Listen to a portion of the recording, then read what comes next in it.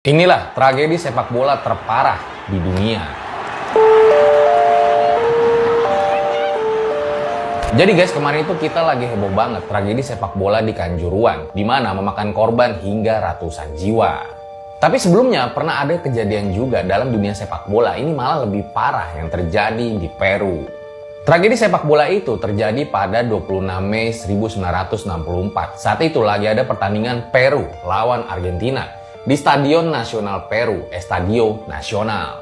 Saat pertandingan memasuki menit-menit akhir, supporter tuh pada dukung Peru tuh untuk mencetak gol. Tapi situasi mulai berubah jadi liar ketika wasit ini menganulir gol Peru pada saat itu. Situasi makin kacau. Dari stadion yang berkapasitas 53.000, ada dua penonton tuh yang turun ke lapangan. Penonton pertama bernama Bomba itu berusaha buat mukulin wasit. Penonton kedua yang turun juga pada saat itu berusaha membantu si Bomba pada saat itu. Keduanya berhasil ditangkap oleh polisi lalu diamankan gitulah ke pinggir lapangan. Tapi mereka berdua tidak dilakukan semestinya. Hingga akhirnya nih para penonton tuh jadi geram dan mulai melakukan lemparan ke polisi.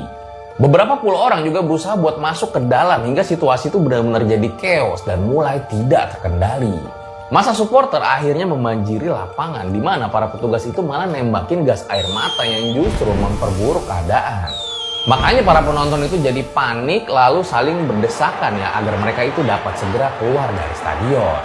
Sementara itu di luar stadion, pendukung Peru itu sebagian mulai semakin beringas ya, terjadi bentrok tuh antar supporter. Nah pada saat itu juga petugas keamanan mulai bertindak represif bahkan sampai menggunakan senjata pada saat itu.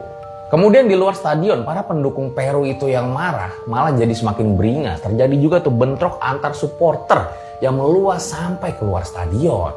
Dan karena tragedi kerusuhan tersebutlah mencapai korban jiwa sebanyak 328 orang dan 500 orang itu luka-luka. Tragedi di Estadio Nacional itu dikenal dan dikenang sebagai sejarah yang paling buruk dan memilukan dalam sepak bola hingga hari ini.